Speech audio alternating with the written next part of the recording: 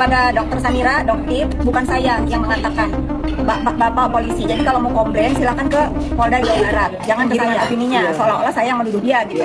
Kayaknya Bu Heni yang lebih bijak kalau menjelaskan. Kalau dari mulut saya nanti dikira saya tantrum ya kan. Sekarang coba Ibu Heni tolong dijelaskan kenapa itu bisa. Kenapa saya menyatakan itu? Karena saya hanya meneruskan apa yang saya tahu, apa yang saya dengar, dan keterangan dari pihak berwajib ya. Gimana tuh Bu Heni?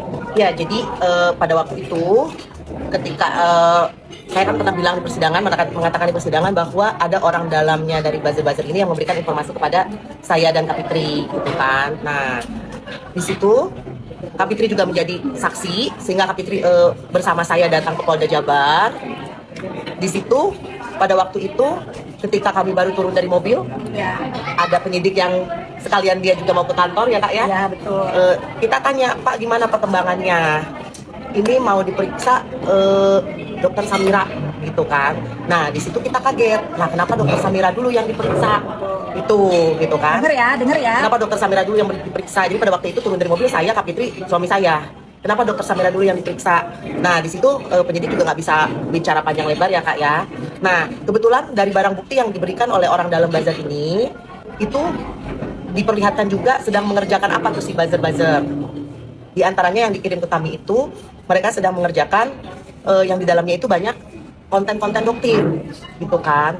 Nah pastilah saya tidak munafik, kita ada penasaran apa hubungannya gitu kan. Walaupun kata orang dalam itu doktrin sebenarnya bukan yang menyuruh gitu kan, bukan yang menyuruh buzzer-buzzer ini, cuman bosnya menyuruh sekalian konten doktrin dinaikkan seperti itu.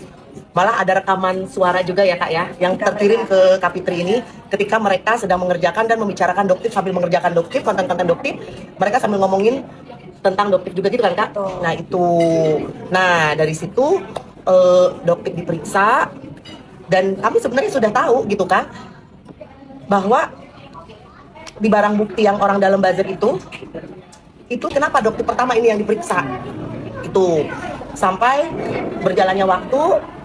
Tiba-tiba ya sudah P21 dan yang saya kaget lah kenapa dokternya sendiri sekarang tidak jadi saksi di persidangan. Harusnya dokter juga dijadikan saksi dong, Kak Fitri juga dijadikan saksi dong, karena kan diperiksa juga. Itu sih yang aneh, kenapa Kak Fitri dengan dokter tidak dijadikan saksi. Udah Jelas ya, jadi ini kepada Dokter Samira, Doktip, bukan saya yang mengatakan, Bapak polisi. Jadi kalau mau komplain silakan ke Polda Jawa Barat, jangan ke saya. Ini keluarnya bukan dari mulut saya juga, dari mulut Ibu Heni sebagai pelapor. Logikanya, kenapa dia diperiksa? Kenapa dia periksa sampai malam kalau tidak ada keterkaitan dengan para buzzer? Jadi jangan apa-apa itu nyalahin saya. Fakta yang sampai kesedek nih ya. Fakta yang berbicara, bukan kata mulut Fitri Sabuteru, bukan. Kalau saya hanya mengikuti, ya saya dipanggil, saya bersaksi. Kenapa saya dipanggil?